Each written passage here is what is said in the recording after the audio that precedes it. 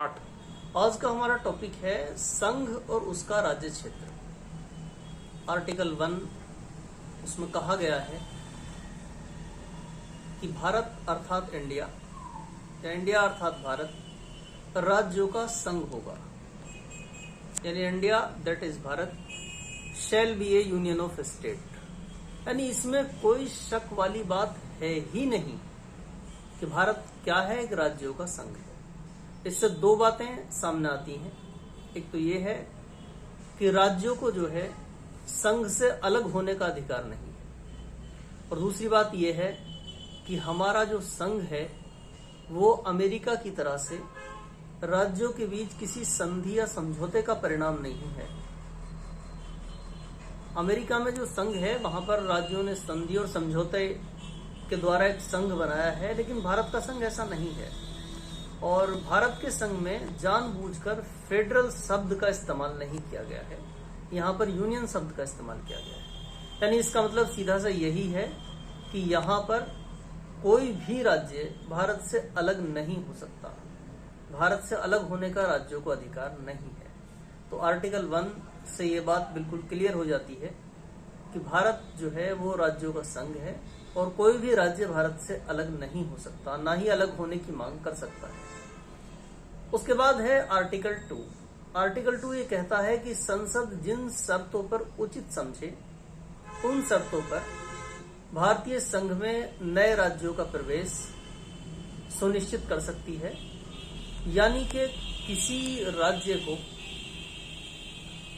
जो भारतीय संघ का हिस्सा नहीं है उसे भारतीय संघ में शामिल करना, चाहे वो किसी भी तरीके से हो, किसी से उपहार में मिला हो, किसी संधि के द्वारा हो, कोई लीज के द्वारा हो, सब कुछ जो है जिन शर्तों पर संसद उचित समझे उन्हीं शर्तों पर वो राज्य को जो है भारतीय संघ में शामिल कर सकती है, किसी विदेशी राज्य को भारतीय संघ में शामिल कर सकती है।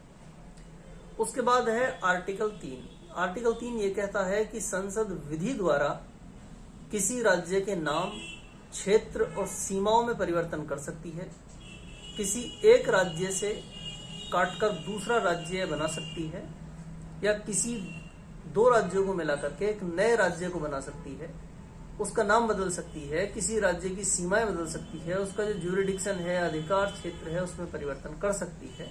और ये सारी शक्तियां जो है संसद में ही निहित हैं।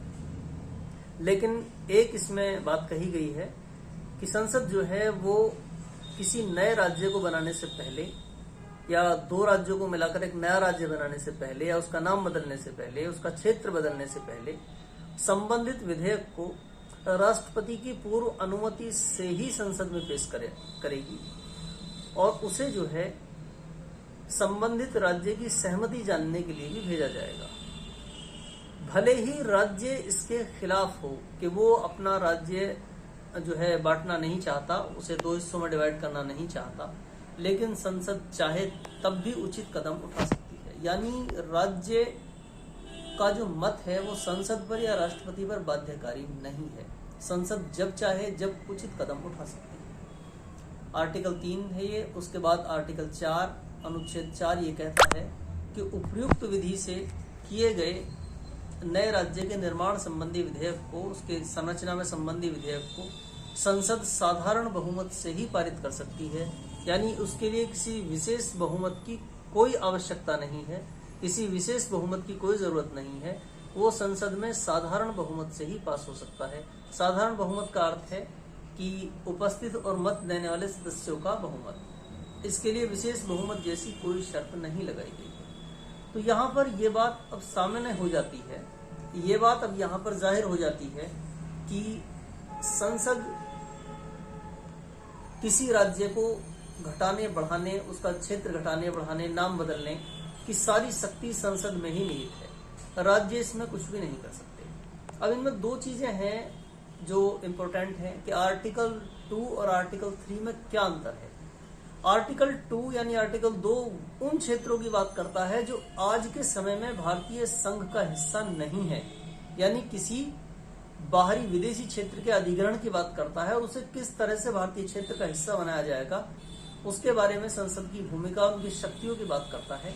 और आर्टिकल 3 जो है वो मौजूदा राज्यों के पुनर्विभाजन की बात करता है। यानी कि भारत में अनुच्छेद 3 मौजूदा राज्यों की बात करता है कि मौजूदा राज्यों में से 1 से 2 राज्य कैसे बनाए जाएंगे। अमेरिका में किसी भी राज्य के क्षेत्र सीमाओं नाम को वहां की कांग्रेस, जो वहां की संसद है उसका नाम है कांग्रेस, वो अपनी मर्जी से नहीं बदल सकती, वो राज्य की सहमति से ही बदल सकती है। इसीलिए अमेरिका को कहा जाता है कि ये अविनाशी राज्यों का अविनाशी संघ है, जबकि भारत का संघ जो है वो विनाशी राज्यों का अविनाशी संघ है। यानी संसद राज्य के अस्तित्व को खत्म कर सकती है, लेकिन राज्य जो है वो केंद्र के या संघ के अस्तित्व को खत्म नहीं कर सकते। जी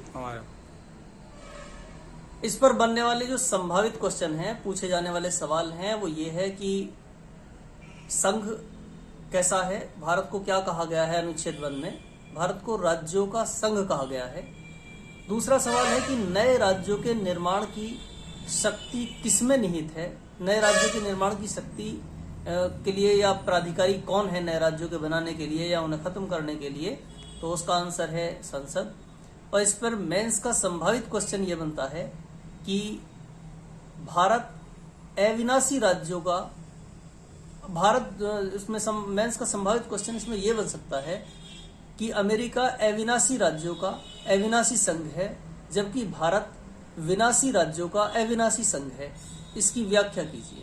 यानी यहाँ पर राज्य जो हैं उनके क्षेत्रीय अस्तित्व की कोई गारंटी नहीं है। संविधान राज्यों की ज्योग्राफिकल जो टेरिटरी है उसकी कोई गारंटी नहीं देता। वो 1 से काटकर 2 राज्य बनाए जा सकते हैं, 2 से काटकर 4 बनाए जा सकते हैं। नए नए राज्य बने हैं संविधान के लागू होने के बाद से। वर्तमान में जो है सबसे नया राज्य बनने वाला वो तेलंगाना बना है 2014 में आंध्र प्रदेश से काटकर, और अभी हाल ही में 2019 में जम्मू कश्मीर को टेरिटरी बनाया गया है, यूनियन टेरिटरी बनाया गया है।